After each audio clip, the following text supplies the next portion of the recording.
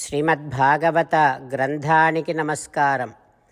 నిగమకల్పతరోర్గళితం ఫలం సుఖముఖాదమృతద్రవ సంయుతం పిబత భాగవతం రసమాలయం ముహురహో రసికా భువి భావుకాః. శ్రీసుఖయోగీంద్రుల వారికి నమస్కారం. యం ప్రవ్రజంతమనుపేతమపేతకృత్యం ద్వైపాయనో విరహకాతర ఆజుహావ పుత్రేతి తన్మయతయా తరవోభినేదుః తం సర్వభూతహృదయం మునిమానతోస్మి. నరనారాయణులకు, చతుర్ముఖ బ్రహ్మకు, సరస్వతీదేవికి, వ్యాసమహర్షుల వారికి నమస్కారం. నారాయణం నమస్కృత్య నరం చైవ నరోత్తమం దేవీం సరస్వతీం వ్యాసం తతో జయం ఉదీరయేత్. శ్రీమద్భాగవతము 5వ స్కంధములో సూత మహాముని శౌనకాది మహర్షులందరికీ ప్రవచనం చేస్తూ ఈ రకంగా చెబుతూ ఉన్నాడు.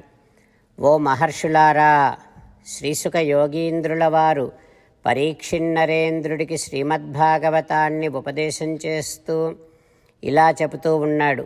హో పరీక్షిన్నరేంద్ర, భద్రాస్వవర్షములోని ఉపాసకులందరూ శ్రీమన్నారాయణుడిని హయగ్రీవుడిగా ఆరాధిస్తూ ఉంటారు. పరమాత్మని ఈ రకంగా ప్రార్థన చేస్తూ ఉంటారు. ఓయి భగవంతుడా, వదంతి విశ్వం కవయస్మా నస్వరం పశ్యంతి చ అధ్యాత్మవిదో విపశ్చితః.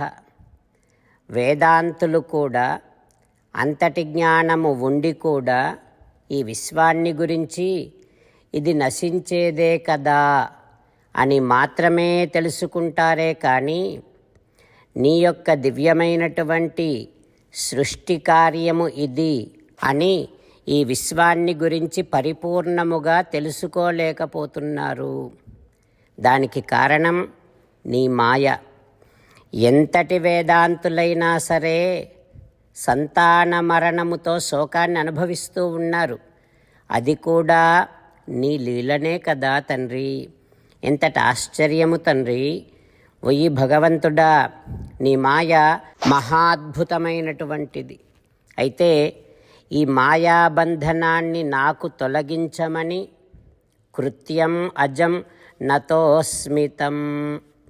ఏ మాయకు లొంగనటువంటి నీకు నేను నమస్కరిస్తున్నాను తండ్రి. ఇంతటి విచిత్రమైన మహాద్భుతమైన జగత్తును సృష్టించి కూడా నేనే సృష్టించాను అని ఏనాడూ చెప్పుకోవు కదా తండ్రి. నువ్వు చేసే కర్మలు నిన్ను బంధించవు.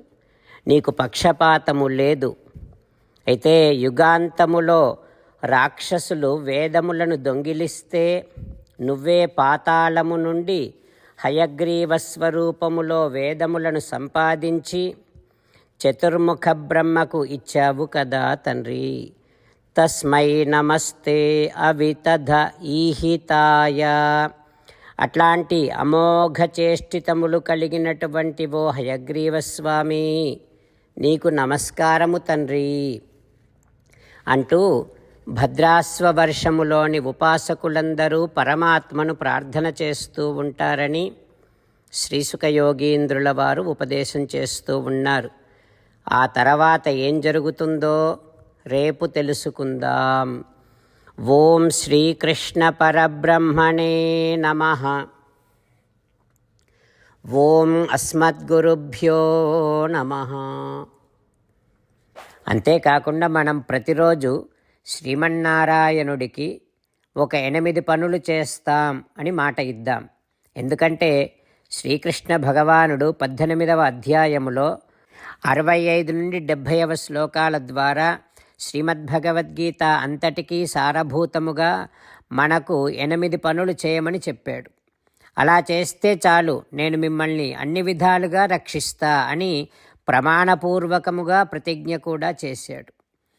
అందుకని శ్రీమద్భగవద్గీతను అంతటినీ విన్న తర్వాత అర్జునుడు కూడా చివరకు కరిష్యే వచనం తవ, కృష్ణ నువ్వు చెప్పినట్టే చేస్తా అని అన్నాడు కనుకనే భగవానుడు అర్జునుడికి అన్ని విధాల విజయాన్ని అందించాడు. మనం కూడా ప్రతిరోజు శ్రీమన్నారాయణుడికి ఆ రకంగానే మాట ఇద్దాం. 8 పనులు చేస్తాం అని మనము మాట ఇస్తే అది అష్టాక్షరీ మహామంత్ర జపము చేసినటువంటి ఫలితాన్ని మనకు ప్రతిరోజు ఇస్తుంది. ఇట్లా మాట ఇవ్వటం కంటే గొప్ప పూజ, యజ్ఞము, తపస్సు మరొక్కటి లేనే లేదు. అందుకని నేను అంటూ ఉంటాను, మీరు మనస్సులో భావిస్తూ ఉండండి.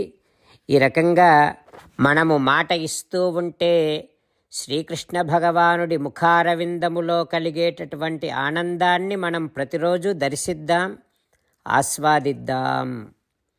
జై శ్రీమన్నారాయణ. హో శ్రీమన్నారాయణ, నువ్వు చెయ్యమన్నట్టే నేను నిన్నే సంతతము ధ్యానము చేస్తూ ఉంటా. హో శ్రీమన్నారాయణ, నువ్వు చెప్పినట్టే నేను నీ భక్తుడిగానే ఉంటా. హో శ్రీమన్నారాయణ, నువ్వు చెయ్యమన్నట్టే నేను నా విధులను, కర్తవ్యాలను నీ సేవగా, నీ తృప్తి కోసమనే సక్రమంగా నిర్వర్తిస్తూ ఉంటా. హో శ్రీమన్నారాయణ, నువ్వు చెప్పినట్టే నేను నీవాడిని అనే మహావిశ్వాసముతో నీకే నమస్కరిస్తూ ఉంటా. హో శ్రీమన్నారాయణ, మామేకం శరణం వ్రజ, నన్ను ఒక్కడిని మాత్రమే శరణు వేడుకో అని నువ్వే అన్నావు కనుక నేను నిన్ను ఒక్కడిని మాత్రమే శరణు వేడుకుంటా. హో శ్రీమన్నారాయణ, మా శుచః, ఇక దుఃఖించకు అని నువ్వే నాకు భరోసా ఇస్తున్నావు కనుక నేను ఇక దుఃఖించను. హో శ్రీమన్నారాయణ, నువ్వు చెప్పినట్టే నువ్వు నా కోసమని అనుగ్రహించినటువంటి శ్రీమద్భగవద్గీతను ప్రతిరోజు కనీసము ఒక్క శ్లోకాన్నైనా జ్ఞాపకం చేసుకుంటూ శ్రీమద్భగవద్గీతను అనుసంధానము చేస్తూ ఉంటా.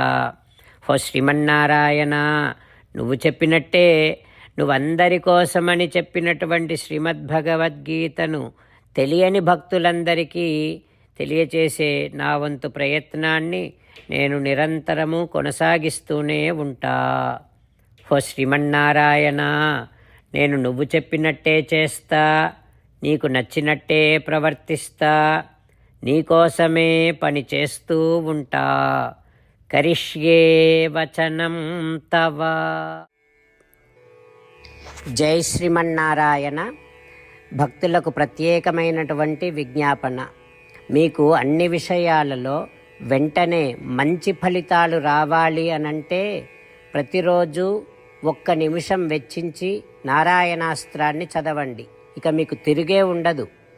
నారాయణాస్త్రాన్ని పొందడానికి మీరేం చేయాలంటే నారాయణాస్త్రం అనే వెబ్సైట్కి వెళ్ళి మీ పేరు, మీ ఈమెయిల్ ఇస్తే మీ ఈమెయిల్కి నారాయణాస్త్రం PDF వస్తుంది. అందులో ఒక రామాయణ శ్లోకం, ఒక గీతా శ్లోకం, ఒక విష్ణునామం ఉంటాయి. ఆ 3ంటిని కలిపి నారాయణాస్త్రం అంటాం. ప్రతి ఒక్కరికి వేరువేరు శ్లోకాలను ఇస్తున్నాం. ఆ రకంగా ఎవరి శ్లోకాన్ని వారు ప్రతిరోజు తప్పనిసరిగా చదవటం వలన ప్రతిరోజు ప్రతి 24,000 భక్తులతో ఒకసారి సంపూర్ణ రామాయణ పారాయణ, 33 సార్లు శ్రీమద్భగవద్గీత పారాయణ, 24 సార్లు శ్రీ విష్ణు సహస్రనామ స్తోత్ర పారాయణ జరుగుతుంది. ప్రతి ఒక్కరికి అంతటి విశేష ఫలితము ప్రతిరోజు లభిస్తుంది. అందుకని మీరు, మీ కుటుంబ సభ్యులు అందరూ ఒక్కొక్కరు ఒక్కొక్క నారాయణాస్త్రాన్ని వెంటనే పొందండి. జై శ్రీమన్నారాయణ.